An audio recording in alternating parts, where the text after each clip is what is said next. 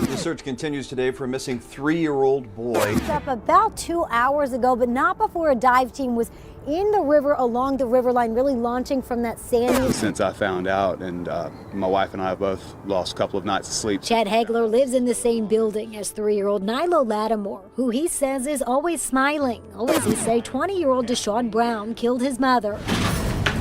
He was never really nice. He was not supposed to even be here. He was kicked off the property several times.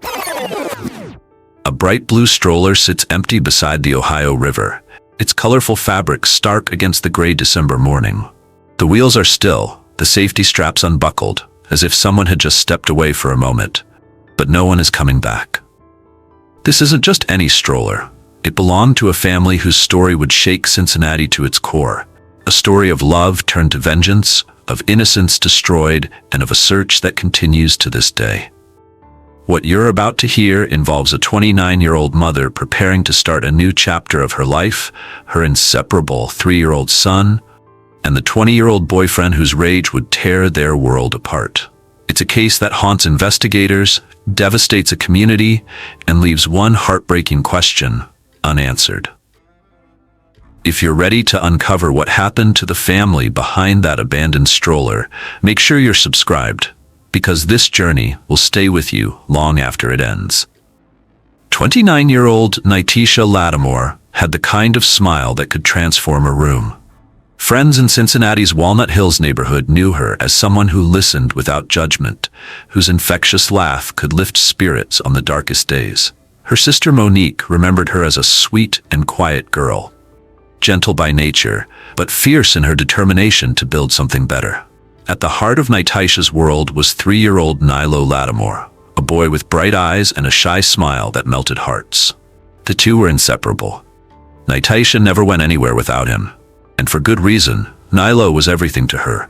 He was her future, her motivation, her constant companion in every decision she made. In late 2020, Nyteisha was preparing for a major transition. She had plans to start school, a step toward the secure future she envisioned for herself and Nylo. It was ambitious, balancing motherhood with education, but those who knew her weren't surprised. Nyteisha had always been focused on growth, on creating stability for her son. Her relationship with Desean Brown seemed to offer partnership in that journey. At 20 years old, Brown was nearly a decade younger than Nyteisha, but they had built what appeared to be a life together. They shared an apartment on Melrose Avenue, and for a time they shared dreams of expanding their family. But 2020 had tested them in ways neither anticipated. Earlier that year, Nyteisha suffered a miscarriage, a loss that devastated them both. For Nyteisha, it was a profound grief, the kind that settles deep in the soul. She mourned not just for what was lost, but for what might have been. Brown's reaction was different. The loss consumed him, but not with sadness, with anger. In his mind, the miscarriage wasn't a shared tragedy to overcome together. It was something else entirely, something that would poison his thoughts and twist his perception until love became blame, and blame became something far more dangerous. Nyteisha, focused on healing and moving forward with Nylo, may not have fully grasped how deeply that anger had taken root. She was planning for school, building their life, caring for the child who depended on her completely. She was doing what mothers do, putting her son first, looking ahead, believing in tomorrow. But Desean Brown was looking backward, nursing a rage that grew stronger each day. And as December 2020 approached, that rage was about to explode in ways that would destroy not one life, but two, targeting the very child Nyteisha had devoted herself to protecting. The apartment on Melrose Avenue, once a home filled with a mother's love and a toddler's laughter, was about to become the scene of unspeakable horror. December 4th, 2020 started like any ordinary Friday at the Melrose Avenue apartment. Nyteisha was there with Nylo, going about their daily routine. The 3-year-old played as his mother tended to household tasks, the two of them existing in their familiar rhythm of togetherness. Around noon that day, Nylo was seen alive for the last time.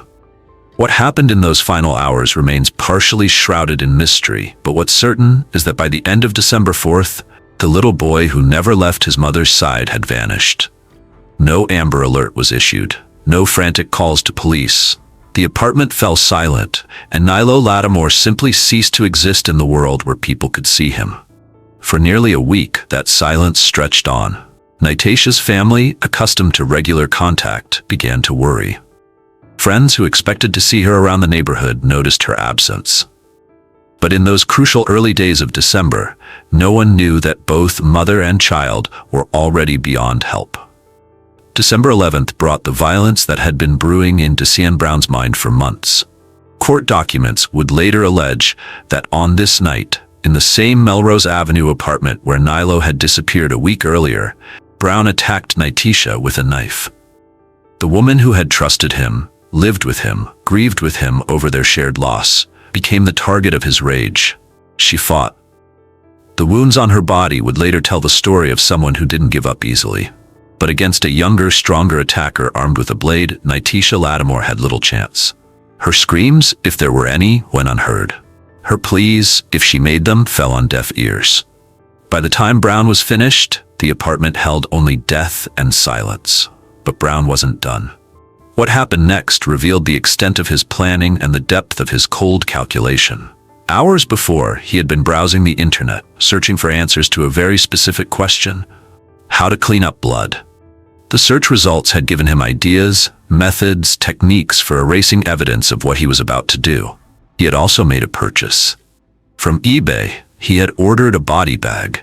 Not a large storage container or plastic sheeting, but an actual body bag designed for human remains.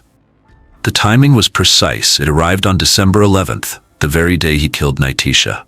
With methodical determination, Brown wrapped Nyteisha's body and sealed it inside the bag. Then came the challenge of disposal. He couldn't drive, he didn't have a car, so he did something both desperate and audacious. He called an Uber. When the ride arrived, Brown carried his deadly cargo outside. He told the driver it contained clothes and personal items, just some things he needed to transport. But the bag was heavy, awkward, and wouldn't fit in the trunk. The driver helped him maneuver it into the back seat, forcing Brown to sit up front during what would become one of the most disturbing ride shares in Cincinnati history. The destination was the Ohio River, specifically the area near the Purple People Bridge, a landmark connecting Cincinnati to Newport, Kentucky. Under cover of darkness, Brown disposed of the evidence of his crime, leaving Nyteisha's body near the water's edge.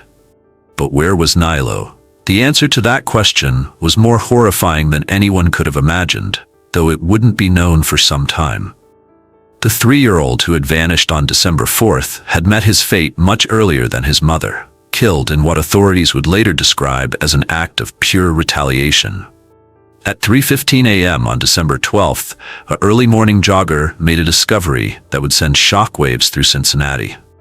Near the Purple People Bridge, partially concealed but visible enough to catch the runner's attention, was a body bag containing human remains. Police arrived within minutes, cordoning off the area and beginning their investigation. When they opened the bag, they found Nyteisha Lattimore, 29 years old, the victim of multiple stab wounds.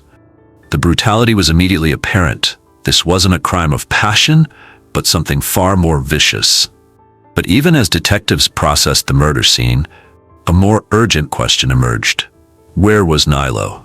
The answer came in the form of a heartbreaking discovery at Yeatman's Cove, a riverfront park not far from where Nyteisha's body was found. There, abandoned and empty, sat Nylo's stroller. The same bright blue stroller that had been his constant companion on walks with his mother. Family members immediately recognized it. The sight of that empty stroller, with its unbuckled safety straps and vacant seat, hit them like a physical blow. If Nyteisha was dead and Nylo's stroller was here by the river, what had happened to the little boy? Police moved quickly. Video evidence from the apartment complex and witness statements had already pointed them toward a suspect. By the end of December 12th, the same day Nyteisha's body was discovered, 20-year-old Desean Brown was under arrest. He was charged with murder and held on a $1 million bond. But as investigators pressed him for answers about Nylo's whereabouts, they began to uncover a story so disturbing that even seasoned detectives struggled to process it. The search for Nylo Lattimore was about to begin, but it would prove to be unlike any missing child case Cincinnati had ever seen.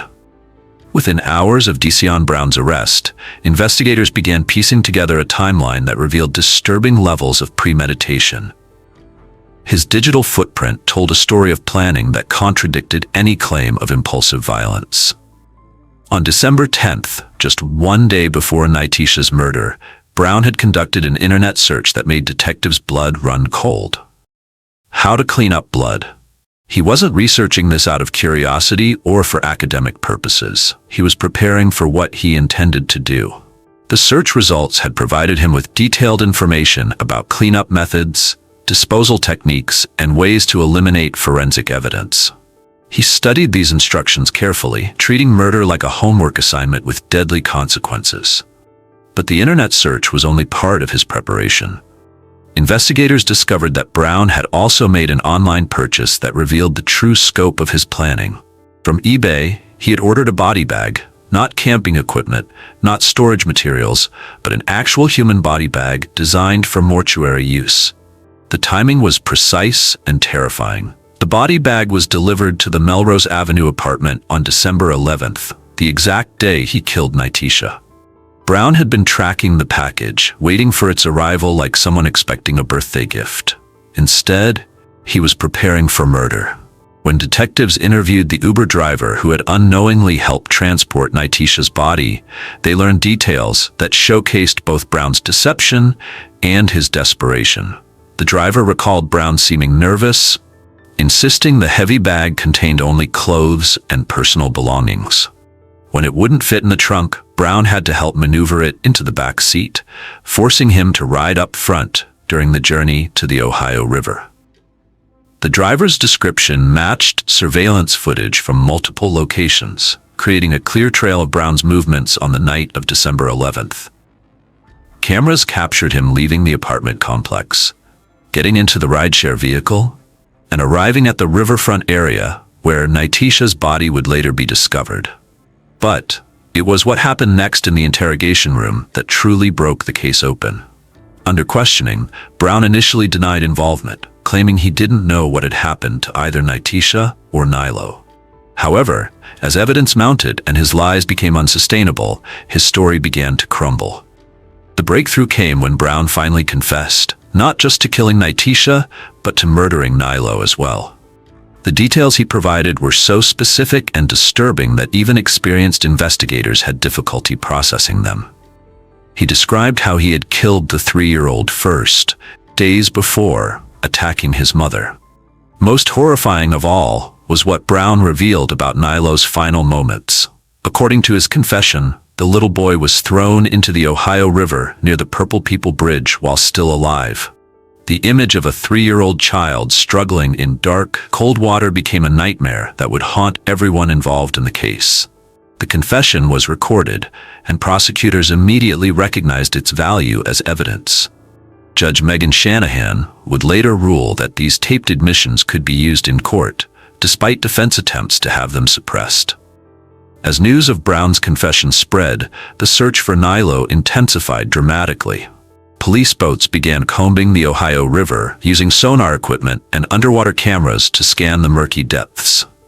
The Cincinnati Police Department coordinated with specialized dive teams, while volunteers organized to search riverbanks and nearby areas.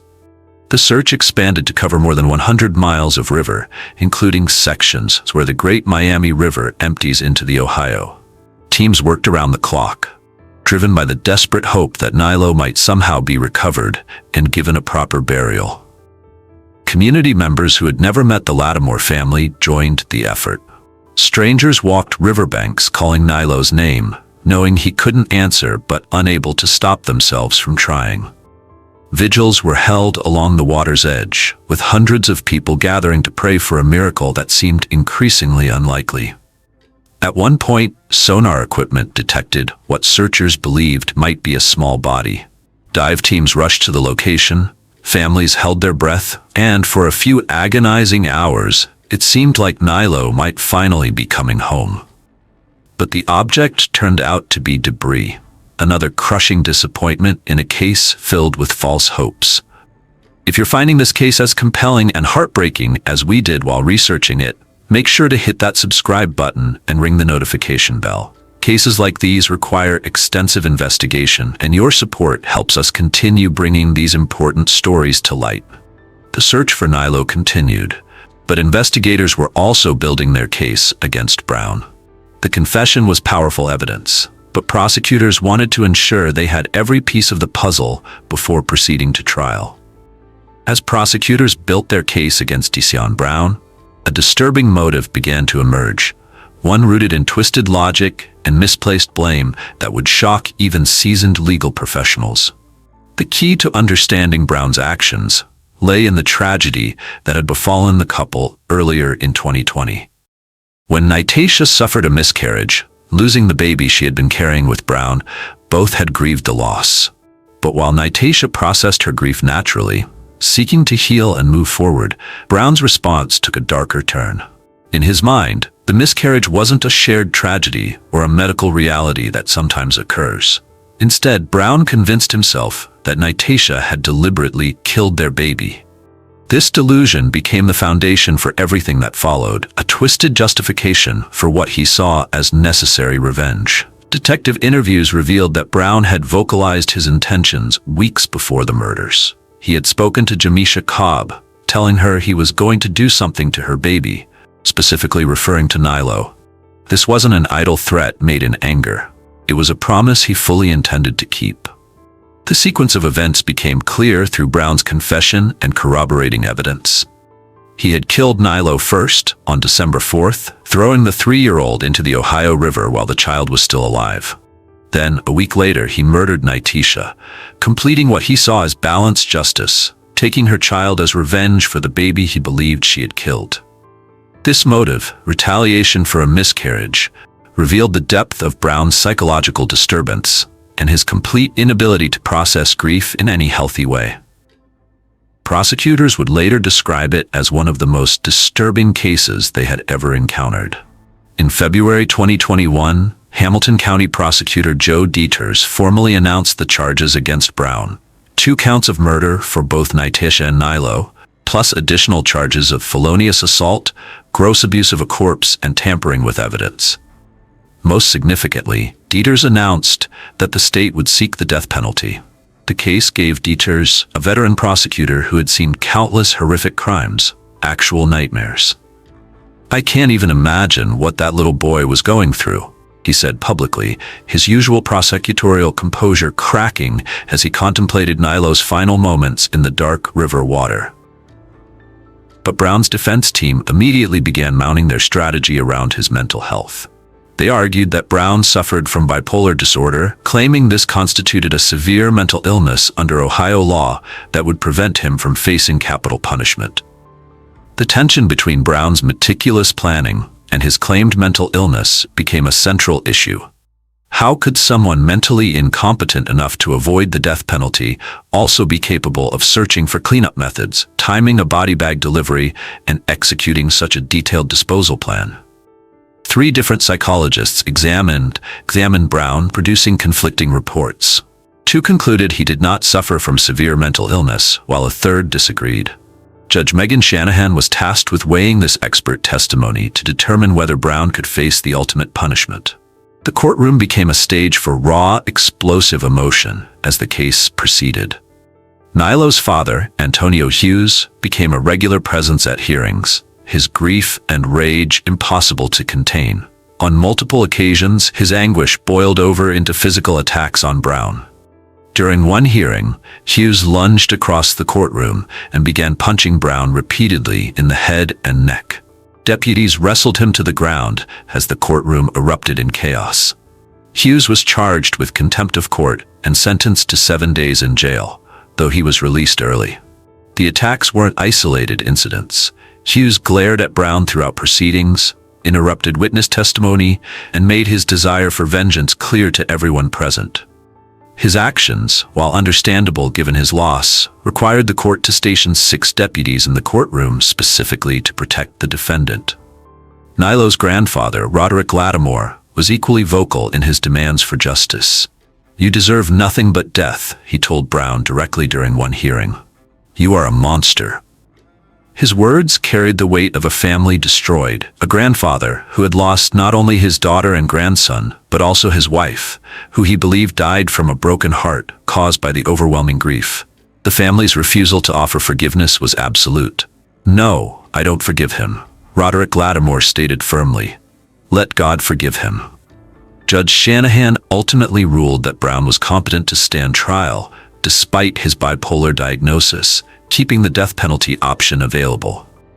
More importantly for the prosecution, she allowed Brown's taped confessions to both murders to be admitted as evidence, rejecting defense claims that police had violated his rights during interrogation. Throughout the proceedings, Brown's own behavior in court revealed glimpses of his mindset. Court observers noted his apparent displeasure with the number of people present at hearings. Most disturbingly, he was heard making a statement that seemed to threaten further violence. "I hurt people for real. Leave me alone." The legal process has been marked by extensive delays, with the trial now scheduled for January 27th of next year, more than 5 years after the murders occurred. Each postponement extends the family's agony and delays the justice they so desperately seek. The search for Nylo Lattimore became one of the most extensive missing child efforts in Cincinnati's history. Police coordinated with volunteer organizations, specialized dive teams, and community groups to comb more than 100 miles of the Ohio River system. They searched areas where the Great Miami River flows into the Ohio, examined every bend and tributary, and followed every lead that might bring the 3-year-old home. Boats equipped with sonar technology scanned the river bottom day after day. Divers descended into murky water, feeling along the muddy floor for any sign of the missing boy. Volunteers walked riverbanks, searched wooded areas, and distributed flyers with Nylo's photograph throughout the region. The community response was extraordinary. People who had never met the Lattimore family devoted weekends to searching. Church groups organized prayer vigils along the riverfront. Local businesses donated supplies and funding for the search efforts. Cincinnati Police Chief Elliot Isaac publicly commended these sustained efforts, acknowledging that the search had become a community mission. But despite these massive efforts, Nylo's body was never recovered. Each passing month made recovery less likely, and the family's hope slowly transformed into a different kind of grief: the unique trauma of unresolved loss. For the Lattimore family, this absence of closure created a pain that defied description. Roderick Lattimore, Nylo's grandfather, spoke about the agony of knowing his grandson was just being in a river with no possibility of a proper burial. The inability to lay Nylo to rest, to have a grave to visit, to complete the rituals that help families process death became its own form of torture. The cascading effects of the tragedy continued to devastate the family. Roderick Lattimore revealed that his wife, Nylo's grandmother, had died what he believed was a death from a broken heart. The stress and overwhelming grief of losing both Nyteisha and Nylo had taken a physical toll that proved fatal. The family had now lost 3 generations to Brown's violence, the direct victims and a grandmother who couldn't survive the emotional devastation.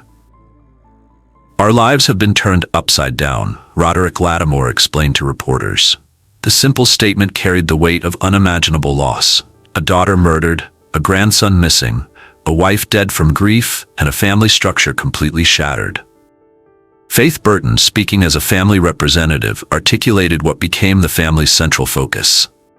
"At the end of the day, where's Nylo? That's what we want. To know where he is, to bring him home." Legal justice, while important, couldn't provide complete healing without Nylo's recovery. The case attracted national media attention, with news outlets across the country covering the story of the missing 3-year-old and his murdered mother. The haunting image of Nylo's empty stroller became a symbol that resonated far beyond Cincinnati, representing all children lost to domestic violence. As legal proceedings dragged on through multiple delays and postponements, the family's demand for justice never wavered. They attended every hearing, made their presence known at every opportunity, and consistently called for the death penalty. Their persistence kept public attention focused on the case even as years passed without resolution. Nylo's case remains officially open with the Ohio Attorney General's office, his status still listed as a missing child. This administrative reality serves as a daily reminder that the story remains unfinished, that somewhere in the Ohio River system, a 3-year-old boy's remains may still rest, waiting to be brought home to a family that refuses to stop searching. More than 5 years have passed since Nyteisha and Nylo Lattimore were taken from their family. Yet Nylo's official status remains unchanged, missing child. His photograph still appears on databases maintained by the Ohio Attorney General's office, a haunting reminder that his story lacks the closure that burial provides. The Lattimore case forces us to confront uncomfortable truths about domestic violence and how personal tragedy can transform into unspeakable evil.